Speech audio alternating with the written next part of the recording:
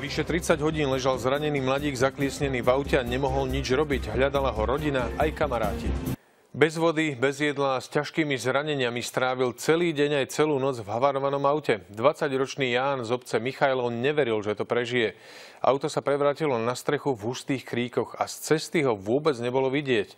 Od včerajšieho rána chlapca hľadala rodina aj kamaráti.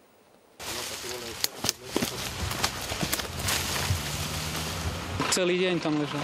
Nikto ho nevidel. Viac ako 30 hodín ležal 20-ročný mladý muž zakliesnený v aute, bez vody a bez jedla. Nedokázal si ani privolať pomoc. On od včera rána už nereagoval na telefón, no tak sme mali strach. Príbuzní aj kamaráti po ňom začali pátrať na vlastnú päsť. Celý deň aj celú noc však žiadnu stopu nenašli. Pri mieste nehody pritom prešli niekoľkokrát.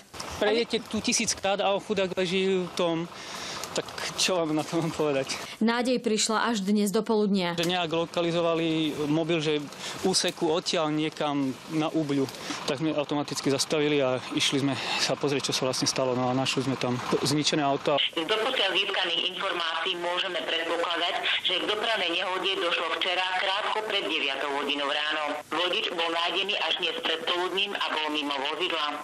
Kamaráti, ktorí rozbité auto našli, sa k nemu báli prísť bližšie. Nevedeli, či je Ján po takom dlhom čase bez pomoci vôbec nažive. Tak ho tam nájdem rozbitého a odpadnem k nemu.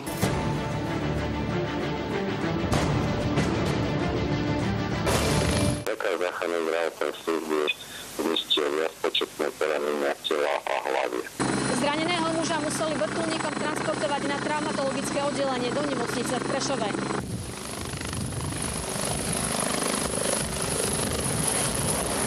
Havarované auto museli vyťahovať pomocou ťažkej techniky. Bude treba použiť nejaký traktor lesný alebo niečo také, kde sme dostali sa na ďal, lebo je zaklesnené medzi strommi. Okolnosti tejto nehody polícia stále vyšetruje. Ani kamaráti nechápu, čo sa mohlo stať, že Ján havaroval ráno cestou do práce len pár metrov za obcov, kde býva. Z Michajlova, Katarína Kleknerová, televízia Joj.